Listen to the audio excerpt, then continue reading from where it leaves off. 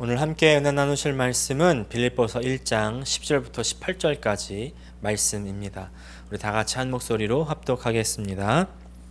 형제들아, 내가 당한 일이 도리어 복음 전파의 진전이 된 줄을 너희가 알기를 원하노라.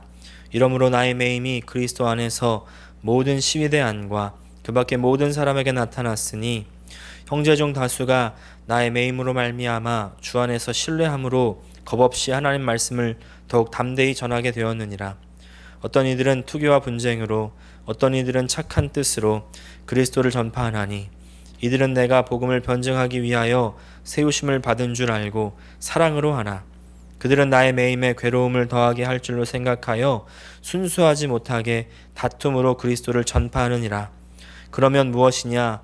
거칠애로 하나 참으로 하나 무슨 방도로 하든지 전파되는 것은 그리스도니, 이로써 나는 기뻐하고 또한 기뻐하리라.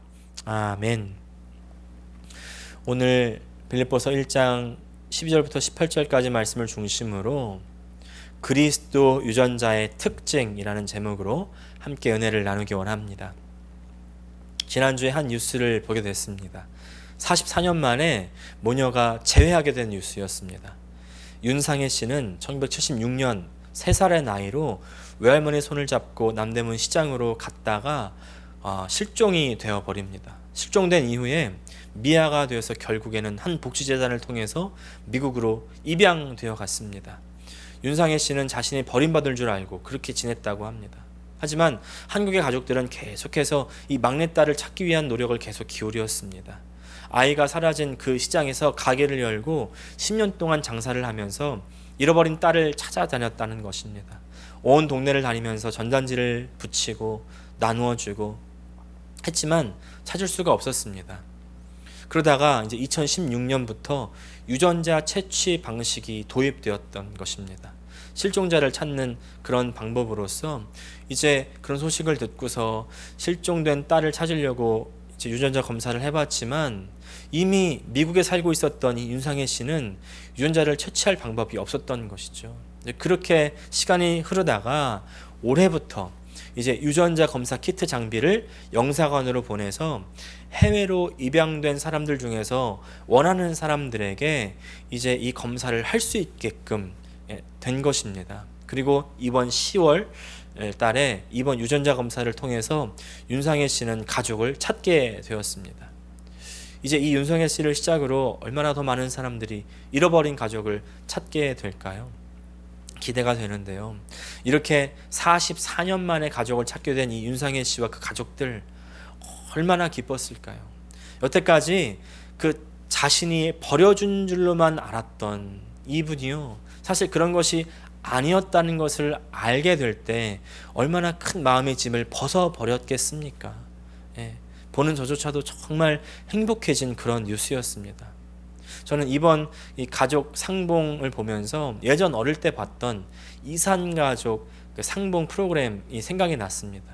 저희 외할아버지께서는 6.25 때 남쪽으로 피난 오셔서 이제 다른 가족들하고 헤어지게 되셨습니다. 그래서 이제 남쪽으로 피난 온 이후에 계속해서 이산가족을 찾기 위한 노력을 기울이셨는데요. 프로그램에도 신청도 해보시고 많은 노력을 기울이셨지만 결국 찾지 못하셨어요. 예전에 그 프로그램을 계속해서 주의 깊게 보셨던 외아버지가 생각이 납니다. 그 프로그램을 보다 보면 보통 어떻습니까? 이제 그 참여자들은 어디서 잊어버렸는지, 또 예전에 입고 있었던 옷은 무엇인지, 또 신체적인 특징은 무엇이 있는지를 기억해 가면서 더듬으면서 그렇게 찾는 겁니다. 그러다가 보니까 부정확한 일들이 있죠. 그래서 서로 찾은 줄 알았다가도 나중에 알고 보니까 가족이 아니었던 그런 사례들도 있었습니다. 근데 이제는 유전자 검사를 통해서 가족인지 아닌지를 바로 판별할 수 있게 된 것입니다. 그리고 이제 다시 하나가 된 이 가족의 기쁨, 그 어느 누가 빼앗을 수 있겠습니까? 잃어버렸을 때의 기억을 잊어버려도, 이제 잃어버렸을 때 그 옷을 잊어버려도, 또 신체적인 특징이 바뀐다고 해도 절대 바뀌지 않는 한 가지가 있는데 그것이 바로 이 유전자 DNA구나, 이런 생각이 드는 겁니다. 그러면서 우리 신앙도 마찬가지라는 생각을 했습니다. 우리가 비록 지금 잘 모일 수 없고 모이는데 제약이 있고요. 그래서 교회라는 소속감도 좀 줄어들기도 하고 내가 정말 그리스도인인가 싶기도 한 그런 시간들이 계속될지라도 내 안에 그리스도의 유전자가 살아있다면, 내 안에 이 신앙의 유전자가 살아있기만 한다면 언제든지 우리를 그리스도 안에서 정체성을 발견할 수 있다는 것입니다. 언제든지 하나님을 만날 수 있고 하나님과 함께할 수 있습니다. 사람은 시간과 지역의 한계가 있기 때문에 아무리 같은 유전자가 있어도, 알게 되었어도 이제 떨어져 있으면 만날 수 없고 이산가족이라는 그런 비극도 겪게 될 수 있지만, 하나님께는 한계가 없으십니다. 제한이 없기 때문에 실종이 될 수 없습니다. 이산가족이 될 수 없습니다. 항상 하나님과 함께할 수 있습니다. 바울이 바로 이 그리스도의 유전자가 살아있는 사람이었다는 것입니다. 그래서 비록 감옥에 갇혀 있었지만 항상 하나님과 함께할 수 있는 사람이었고, 또한 빌립보 교회와도 함께하는 그런 사람이었습니다. 이렇게 하나님과 함께했던 사람, 그리고 교회와 믿는 이들과 함께했던 사람 바울, 그리스도의 유전자가 살아있었던 사람 바울, 오늘 말씀을 중심으로 이 그리스도의 유전자를 소유하고 있는 사람의 특징에 대해서 함께 은혜를 나누기 원합니다. 첫 번째는요, 그리스도의 유전자가 살아있는 사람은 해석의 능력이 있다는 것입니다. 요새 팩트 체크라는 그런 용어를 심심찮게 들어볼 수가 있습니다. 왜냐하면 가짜 뉴스가 판치고 있기 때문입니다. 팩트, 즉 사실이나 진실을 기반으로 하지 않은 뉴스들이 너무나 많이 쏟아져 나오고 있기 때문이죠. 여러분, 그래서 사실은 유튜브발 뉴스 너무 많이 보지 않으시기를 부탁을 드립니다. 왜냐하면 사실에 기반하지 않고 너무 자극적인 내용들로만 가득 차 있습니다. 이런 것들을 너무나 많이 보면 그런 것들을 따라가게 마련이에요. 근데 만약에 여러분, 이 바울이 빌립보서를 쓸 당시에 이 가짜 미디어가 있었다고 한번 생각해 보십시오. 바울이 당한 일을 뉴스로 뽑아냈다면, 헤드라인을 붙였다면 어떻게 붙였을까요? 그 미디어가 만약에 로마 입장에 있었다면 이렇게 쓰지 않았을까요? 반역자 바울에게 드디어 정의의 철퇴. 왜냐하면 로마 입장에서는 이 기독교는 황제와 로마 사회를 파괴하는 그런 종교로 인식이 되어 있었기 때문이죠. 또 반면에 미디어가 유대교 입장에서 있었다면 아마 이런 식으로 나오지 않았을까요? 민족의 배신자 바울 드디어 하나님의 심판 받나. 왜냐하면 유대인들에게 바울은 유대교를 배교한 인물, 그리고 계속해서 이 유대인들을 개종시키는 어떻게 보면 악의 뿌리와 같은 그런 인물로 인식이 되었을 것입니다. 바울이 감옥에 갇힌 일은 팩트죠. 명백한 사실입니다. 그러나 각자 입장에 따라서 그것을 해석하는 것은 너무나 다릅니다. 오늘 바울은요, 이 자신이 감옥에 갇혔지만 그것에 대한 해석을 이렇게 내리고 있습니다. 10절 말씀 같이 읽겠습니다. 형제들아, 내가 당한 일이 도리어 복음 전파의 진전이 된 줄을 너희가 알기를 원하노라.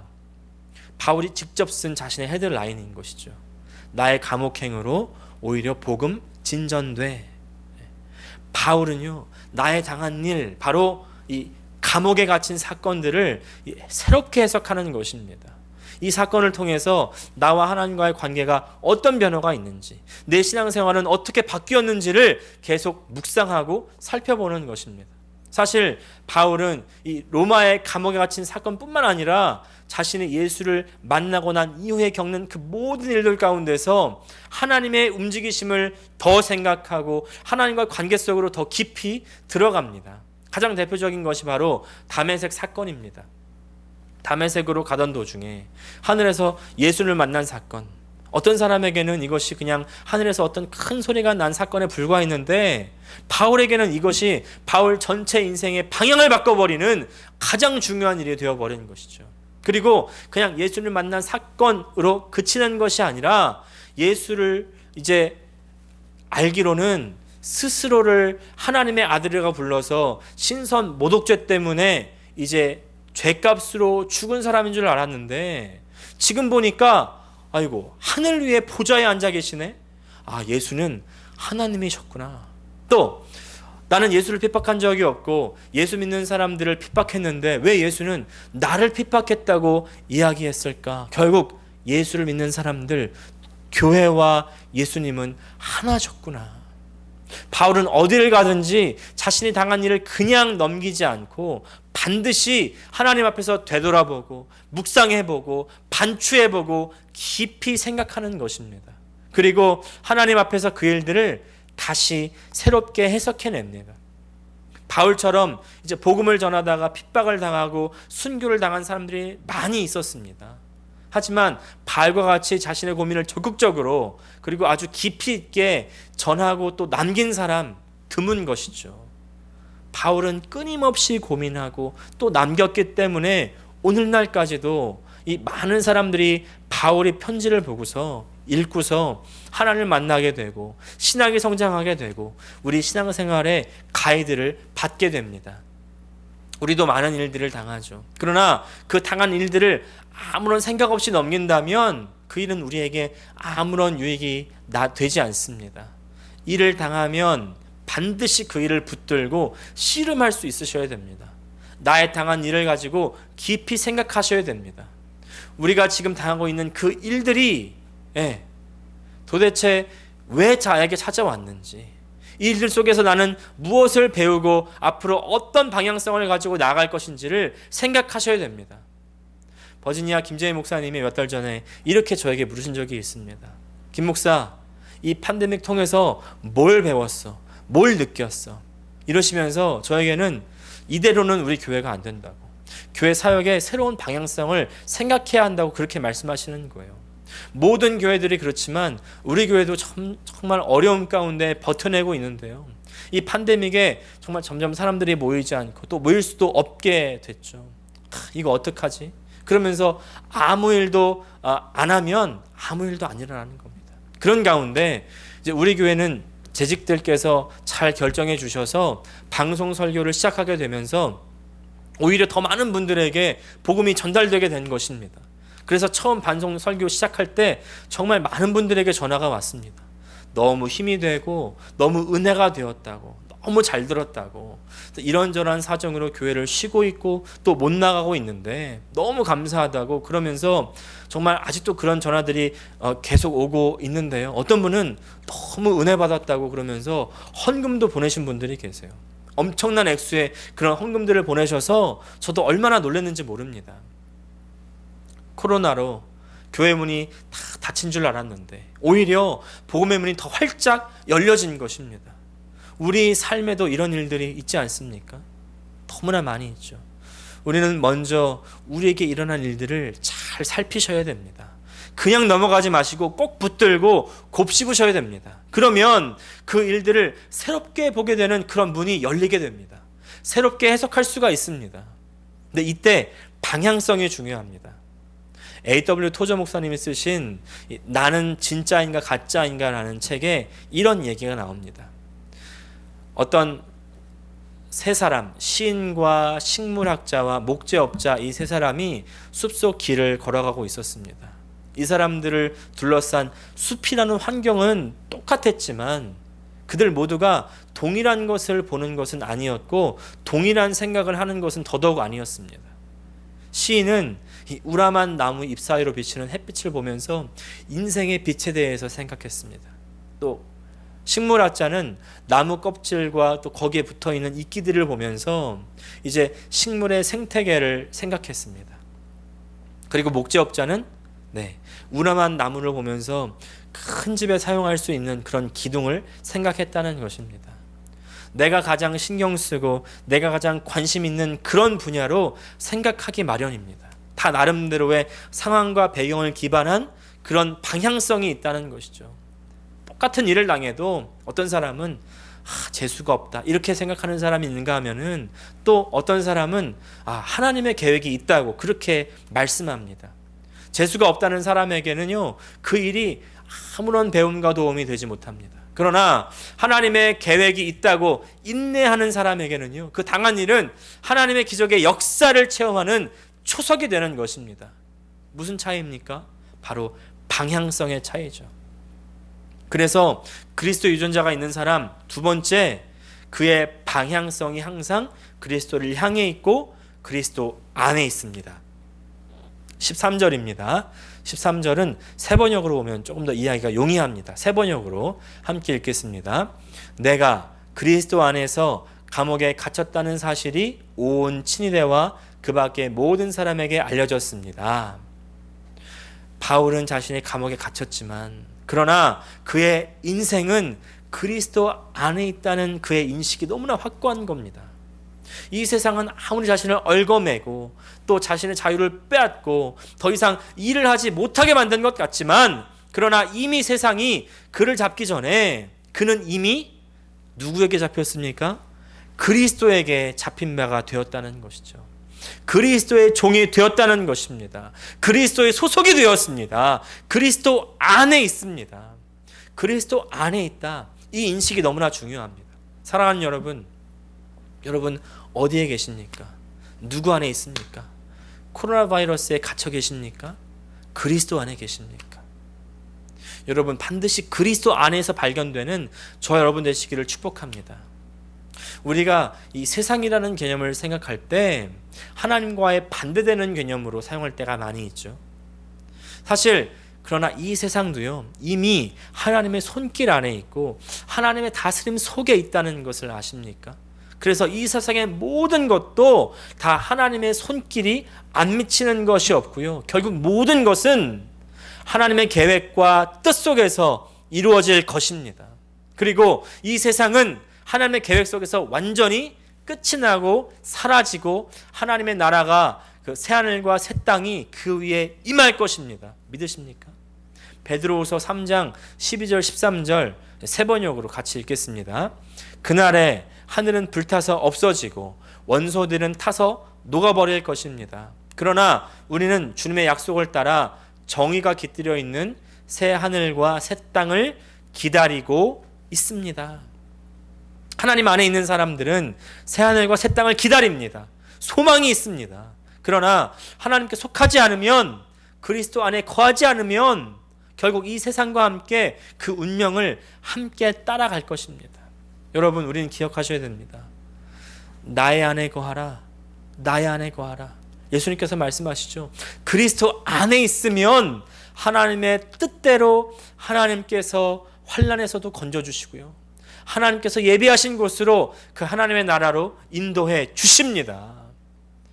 나의 안에 거하라. 나는 내 하나님이니 모든 환난 가운데 너를 지키는 자라. 할렐루야. 하나님의 뜻대로 인도되고 하나님의 뜻대로 이루어진다는 것은요, 바꿔 말하면 내 뜻대로 이루어지지 않는다는 거예요. 내 뜻대로 이루어지지 않는다는 것은 다시 말해서 내 중심에서 벗어난다는 것입니다. 그리스도 안에 있다는 것은 결국 내 중심에서 벗어나서 하나님 중심으로 바뀌었다는 뜻입니다. 내 중심에서 벗어났기 때문에 내 기쁨의 원인이 더 이상 나에게 있는 것이 아닙니다. 바울이 감옥 안에서 기뻐할 수 있는 이유, 이미 바울에게는 자신의 안위가 기쁨의 이유가 아닙니다. 그리스도 안으로 그의 소속이 바뀐 이후에 이미 바울은 하나님의 뜻이 이루어지는 것이 그의 기쁨의 원인이 된 것입니다. 그래서 사실 15절 이후부터 17절까지 보면 어떤 사람들은 바울이 갇힌 것을 보고 더욱 순수한 열정을 가지고서 복음을 전파합니다. 그런 반면에 또 어떤 사람들은 이제 바울을 시기하는 마음으로 복음을 전한다는 거예요. 바울 너 없어도 오히려 더 복음 전파할 수 있어. 더 네가 없으니까 오히려 하나님 나라 더 확장될 수 있어. 그렇게까지 여태까지 잘난 척하더니 너 잘됐다. 너 따위는 없어도 잘 돼. 뭐 그런 뜻 아니었을까요? 인간적인 생각으로는요, 충분히 열받고 정말 기가 막힐 수 있죠. 바울은 근데 기뻐한다는 것입니다. 왜 이렇게 할 수 있습니까? 이미 자기 중심으로 살지 않는 거예요. 자기 중심으로 생각하지 않습니다. 그리스도 안에, 그리스도 중심으로 바뀌었기 때문입니다. 18절 말씀 또 세 번역으로 보겠습니다. 그렇지만 어떻습니까? 거짓된 마음으로 하든지 참된 마음으로 하든지 어떤 식으로 하든지 결국 그리스도가 전해지는 것입니다. 나는 그것을 기뻐합니다. 앞으로도 또한 기뻐할 것입니다. 이렇듯 저렇듯 그리스도가 전파되니 나는 기뻐하고 앞으로도 기뻐할 것이다. 할렐루야. 그래서 여기에 마지막으로 중요한 태도 한 가지가 더 있습니다. 마지막으로 그리스도 유전자를 소유한 사람의 태도 세 번째, 기뻐할 것입니다의 태도를 소유해야 된다는 것입니다. 기뻐할 것입니다의 태도를 소유해야 됩니다. 바울은 18절에서 기뻐하고 앞으로도 또한 기뻐할 것입니다 이렇게 고백하는데, 이 문장의 원문의 뜻을 잘 살려서 다시 번역해 보면 이렇게 말할 수가 있습니다. 내가 4년 동안이나 감옥에 갇혀 있었지만 나는 지금 기쁩니다. 그리고 그리스도가 전파되어서 앞으로 내가 어떻게 될지, 죽든지 석방될지 어떻게 될지 모르지만 앞으로도 계속해서 기쁠 것입니다. 아주 단호한 의지의 표명입니다. 이 의지가 참 중요합니다. 기뻐할 것이다라는 의지. 어떤 분들은 아니 목사님, 내 감정이 기쁘지가 않은데 어떻게 기뻐하겠습니까? 이렇게 말씀하시는 분들이 있죠. 근데 여러분, 우리의 감정이요, 의지를 따라갈 수 있다는 사실 아십니까? 우리는 그 사실을 꼭 기억하셔야 돼요. 많은 분들이 그냥 감정을 따라서 감정에 이끌리는 대로 이끌리는 사람들이 있습니다. 감정에 따라서 내가 화나면 화를 내고, 내가 짜증나면 짜증내고, 내가 우울하면 우울해지고. 예. 여러분, 그러나 우리는 우리의 감정을 절제하고 조절할 수 있어요. 힘들고 슬픈데 난 기쁠 거야, 나는 기뻐해야 돼, 기뻐할 수 있어, 이렇게 자기 최면 걸라는 말씀이 아닙니다. 여러분, 한나의 기도를 기억하십니까? 한나는 아이를 갖지 못하고 또 남편의 또 다른 아내 분인나의 괴롭힘 때문에 너무나 슬프고 힘들었습니다. 근데 그것으로 그친 것이 아니라 그의 발걸음을 돌이켜 하나님 앞에 기도하러 가는 것입니다. 자, 하나님 앞에 기도할 때 너무나 한스러운 마음을 가지고 기도하니 정말 소리도 나지 않고 마음속으로 울부짖고 기도하는데, 근데 오히려 제사장이라는 사람은 너 술 취한 것 아니냐고 오히려 면박까지 주는 거예요. 그런데 전혀 아랑곳하지 않고 하나님 앞에서 기도하고 난 이후에 슬픔을 다 털어버리고 기쁨과 평안을 회복하고 돌아가는 것입니다.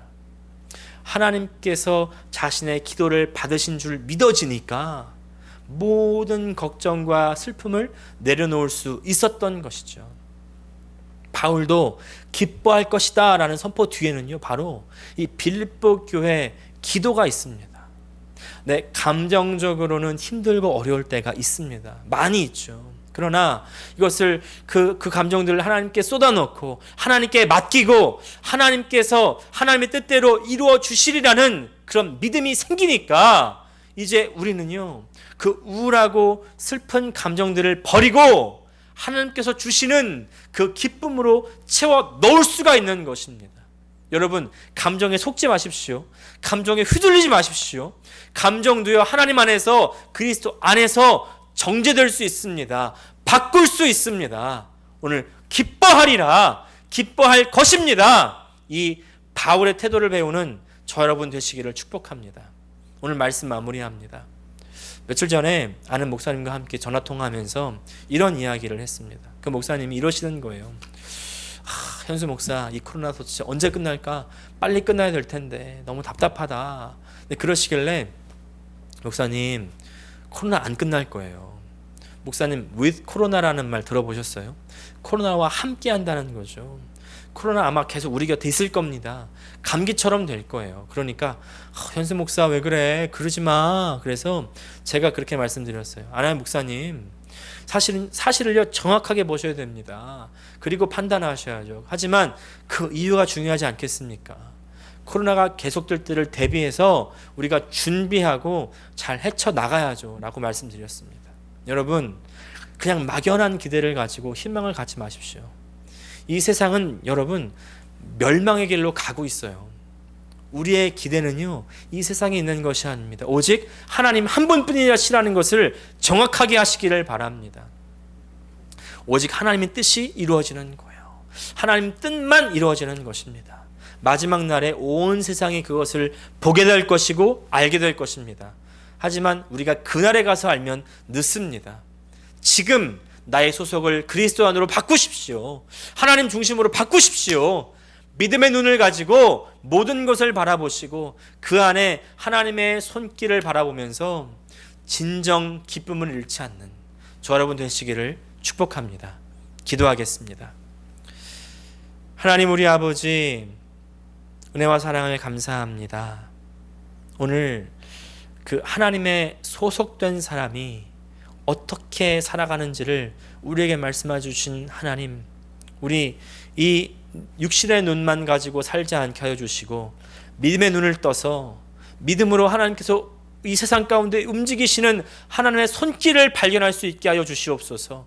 하나님 아버지, 정말 우리가 이 땅의 것으로 말미암아 기뻐하고 즐거워하지 않게 하여 주시고 내가 비록 이 세상에서 고난과 환난을 당할지라도 그것을 올바로 하나님 안에서 해석할 수 있게 하여 주시고, 그래서 정말 주님의 뜻을 더욱 이루어지기를 간구하며 하나님 한 분만으로 더욱 기뻐하는 참된 신앙인이 될 수 있도록 주님 도와 주시옵소서. 예수님의 이름으로 기도합니다. 아멘.